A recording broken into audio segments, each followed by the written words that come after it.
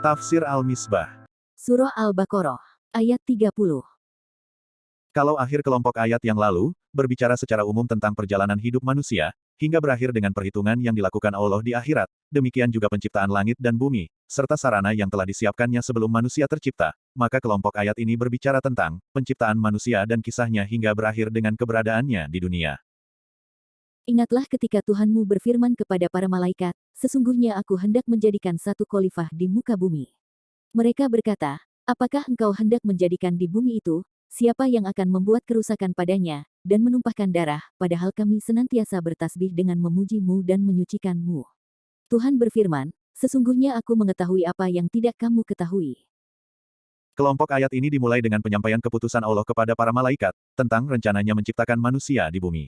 Penyampaian kepada mereka penting, karena malaikat akan dibebani sekian tugas menyangkut manusia, ada yang akan bertugas mencatat amal-amal manusia, ada yang bertugas memeliharanya, ada yang membimbingnya, dan sebagainya. Penyampaian itu juga, kelak ketika diketahui manusia, akan mengantarnya bersyukur kepada Allah, atas anugerahnya, yang tersimpul dalam dialog Allah dengan para malaikat, sesungguhnya aku akan menciptakan khalifah di dunia, demikian penyampaian Allah Subhanahu wa Ta'ala. Penyampaian ini bisa jadi setelah proses penciptaan alam raya, dan kesiapannya untuk dihuni manusia pertama, Adam alaihissalam, dengan nyaman. Mendengar rencana tersebut, para malaikat bertanya tentang makna penciptaan tersebut. Mereka menduga bahwa khalifah ini akan merusak dan menumpahkan darah. Dugaan itu mungkin berdasarkan pengalaman mereka sebelum terciptanya manusia, di mana ada makhluk yang berlaku demikian, atau bisa juga berdasar asumsi bahwa, karena yang akan ditugaskan menjadi khalifah bukan malaikat, maka pasti makhluk itu berbeda dengan mereka yang selalu bertasbih menyucikan Allah Subhanahu wa Ta'ala. Pertanyaan mereka itu juga bisa lahir dari penamaan Allah terhadap makhluk yang akan dicipta itu dengan khalifah. Kata ini mengesankan makna, pelerai perselisihan dan penegak hukum, sehingga dengan demikian, pasti ada di antara mereka yang berselisih dan menumpahkan darah. Bisa jadi demikian dugaan malaikat, sehingga muncul pertanyaan mereka. Semua itu adalah dugaan, namun apapun latar belakangnya, yang pasti adalah mereka bertanya kepada Allah bukan berkeberatan atas rencananya.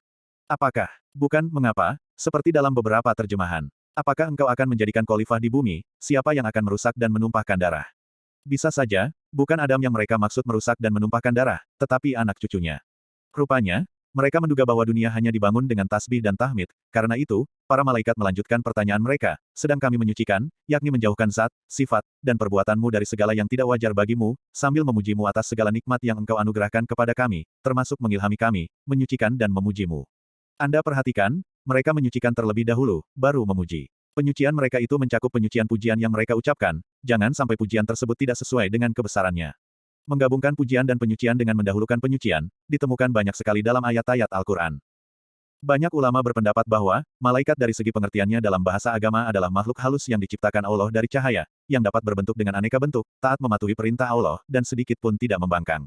Allah menganugerahkan kepada mereka akal dan pemahaman, menciptakan bagi mereka naluri untuk taat, serta memberi mereka kemampuan berbentuk dengan berbagai bentuk yang indah, dan kemampuan untuk mengerjakan pekerjaan-pekerjaan berat. Syekh Muhammad Abduh, yang dikenal beraliran rasional, dan berupaya untuk membatasi sedapat mungkin wilayah suprarasional dari ajaran agama, menolak definisi ini. Namun demikian, ia tidak memberi definisi, bahkan ketika menafsirkan ayat 10-11, Surah Al-Infitor, ia menegaskan bahwa, malaikat adalah makhluk-makhluk gaib yang tidak dapat diketahui hakikatnya, namun harus dipercaya wujudnya. Ketika menafsirkan ayat ini, Syekh Muhammad Abduh, sebagaimana diuraikan oleh Roshid Ridho, dalam tafsirnya, Al-Manar, mengemukakan satu pendapat kontroversial. Ulama Mesir itu berpendapat bahwa, tidak mustahil, tidak juga ada keberatan akal atau agama, untuk memahami apa yang dinamai oleh agama, malaikat, dinamai oleh orang lain, hukum-hukum alam.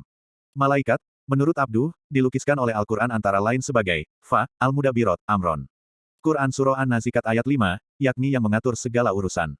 Ini diperankan oleh hukum-hukum alam, sehingga tidak ada salahnya memahami malaikat atau dampak dari peranannya, adalah dampak dari hukum-hukum alam. Di tempat yang sama, Abduh juga menyebut tentang jiwa manusia, yang seringkali mengalami pertarungan, bagaikan dihadapkan pada satu pengadilan, di mana ia harus memutuskan pilihan, baik atau buruk. Dorongan memilih yang baik, lahir dari peran malaikat, dan yang buruk dari peran setan.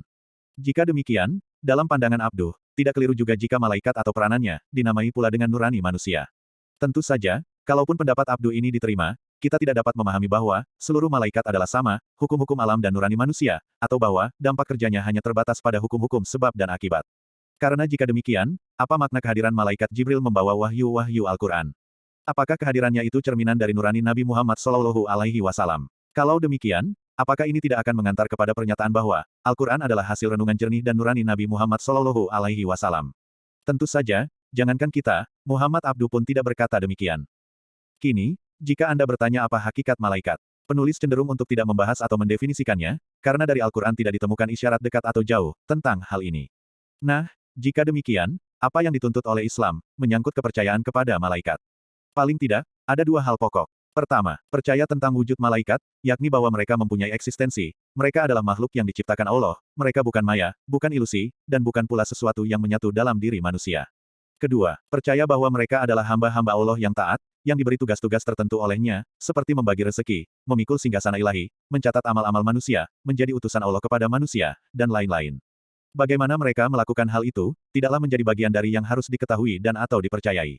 Di atas terbaca, bahwa Allah Subhanahu wa Ta'ala menyampaikan rencananya kepada malaikat. Penyampaian itu boleh jadi ketika proses kejadian Adam sedang dimulai, seperti halnya seorang yang sedang menyelesaikan satu karya sambil berkata, bahwa misalnya, ini saya buat untuk Sia. Ini menunjukkan bahwa, Allah tidak meminta pendapat malaikat, apakah dia mencipta atau tidak. Penyampaian ini, menurut Thohir Ibnu Asyur, agaknya untuk mengantar para malaikat bertanya, sehingga mengetahui keutamaan jenis makhluk yang akan diciptakannya itu, dan dengan demikian dapat juga terkikis kesan ketidakmampuan manusia, yang diketahui Allah, terdapat dalam benak para malaikat. Ibnu Asyur, lebih lanjut menulis bahwa, ayat ini oleh banyak mufasir dipahami sebagai semacam permintaan pendapat, sehingga ia merupakan pengajaran dalam bentuk penghormatan, serupa dengan keadaan seorang guru yang mengajar muridnya dalam bentuk tanya jawab, dan agar mereka membiasakan diri untuk melakukan dialog, menyangkut aneka persoalan. Setelah menguraikan pendapat banyak mufasir sebagaimana dikutip di atas, Ibnu Asyur mengemukakan pendapatnya bahwa, istisyarah atau permintaan pendapat itu, dijadikan demikian agar supaya ia menjadi satu substansi yang bersamaan dalam wujudnya dengan penciptaan manusia pertama, agar ia menjadi bawaan dalam jiwa anak cucunya, karena situasi dan ide-ide yang menyertai wujud sesuatu, dapat berbekas dan menyatu antara sesuatu yang wujud itu dengan situasi tersebut.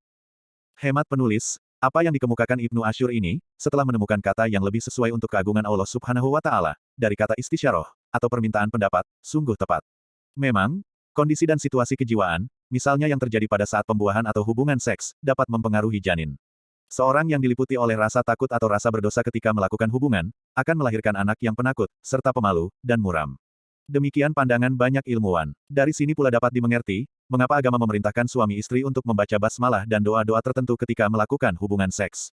Ini agar situasi keagamaan yang menghiasi jiwa ketika itu, dapat mengalir kepada benih yang dikandung.